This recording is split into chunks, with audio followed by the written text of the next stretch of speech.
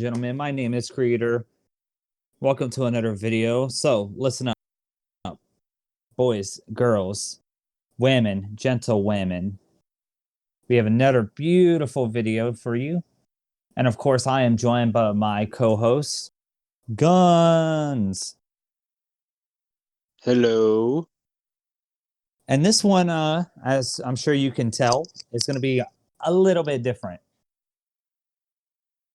So, one of my favorite type of me and Guns, I'm sure as you guys already know, are big history buffs. And one of our favorite types of history is military history. And so naturally when we watch movies, one of our favorite type of movies is military movies, you know. And one of my favorite military movies, not my favorite, but one of my favorites, and I'm sure with Guns as well, is Saving Private Ryan. Would you agree, Guns? Damn good movie. If you haven't seen it, I don't know what you're doing, because it has one of the most, I don't even know how to describe it. I guess one of the most realistic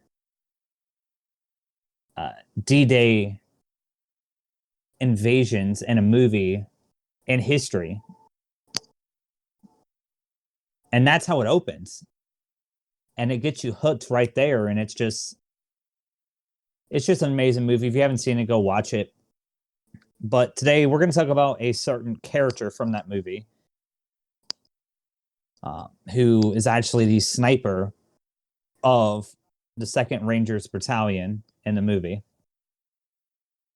And we're going to be talking about Private Daniel Jackson. Now, there's a lot of background for this character, but we're going to go over a few of it so we don't tend to spoil the movie. But essentially, Private Daniel Jackson was an American left-handed sniper from West Fork, Tennessee, serving in the 2nd Ranger Battalion of the United States Army. He was one of the men selected by Captain John H. Miller to search for Private James Francis Ryan during World War II in the film Saving Private Ryan. He was a designated sniper armed with a M1903A4 Springfield rifle. An outstanding marksman, Captain Miller put faith in him on D-Day to secure the beach and watch when he killed another German sniper nearly, check this out, 450 yards away from his position. He could also reload and fire again in just a few seconds, which is pretty impressive for that time, with most of his shots finding their target. Apparently from the southern USA, he appears to be a devout Christian, quoting scriptures from the Bible while applying his skills in combat. He doesn't appear to be a good reader, as shown when he misstates another paratrooper's name for Ryan's. And there's a lot more, but obviously I don't want to spoil it because I want you guys to go watch the movie because it's fantastic. But he's in the movie, he has this epic battle on the Omaha Beach, which is the beach that was the main battlefield for D-Day. Not the entire battle. A lot of people get that confused, but it was the main point of entry for the Navy. But they also had the 101st Airborne parachute behind enemy lines the night before and do that. And you get to see that in movie. And there's a cool church scene when he goes to find Private Ryan, and just some really cool stuff. So again, without spoiling it, that's all I have on his character and the background of the character. All right. Anyway, I'm going to talk about his rifle. The rifle was obviously, by its name, was created in 1903 and replaced the Springfield model 1892 to 99 and the M1895 Lee Navy and the M1885 Remington Lee and the Springfield model 1873. So it replaced all those rifles. It became the standard issued rifle of the U.S. military in 1905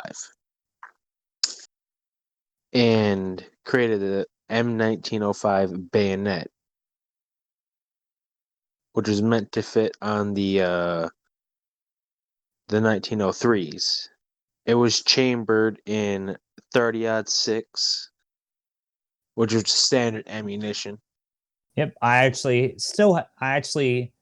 have a gun that shoots in 30-06, so still a great ammunition even for today. And I know a lot of hunters that use that round to hunt deer. So in 1917, when America entered World War I, the M1903 was made the standard rifle for the infantry.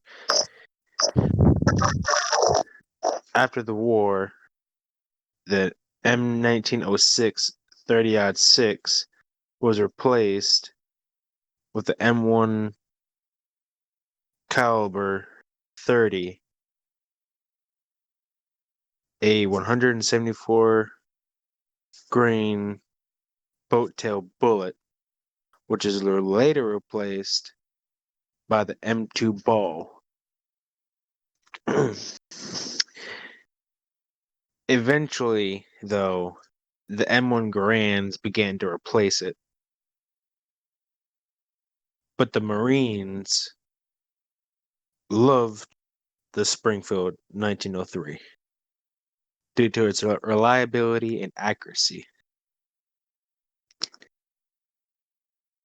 And when America entered World War II, the Springfield 1903 was used for snipers. During early battles, though, the Marines that fought in the Pacific mostly used the M1903s. But even they began to use the newer M1 Garands. But they also, like the Army, kept the Springfield as their primary sniper rifle. The U.S. Army Rangers also preferred the M1903A3 more than the M1s because it was most effective in commando missions. And that's all I have. Yep. So, I mean, as you can tell from guns, the weapon has quite a history and is a iconic weapon even to this day. How even the round is iconic. 30-06, you see that everywhere.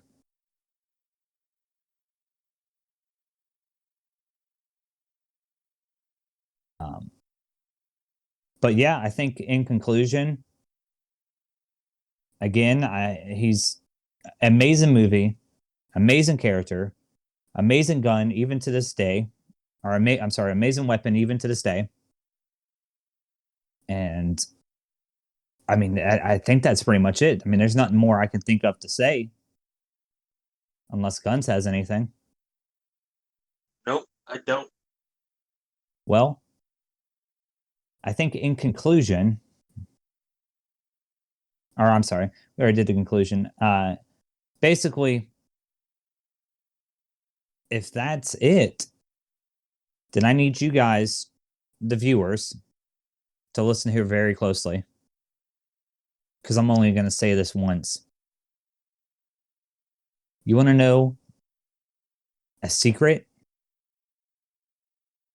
No. Not just a secret. More like a rule. No, not quite a rule. More like the golden rule. Because the golden rule is to keep your ammo hot and your beer nice, fresh, and cold. And we'll see you next time. Later.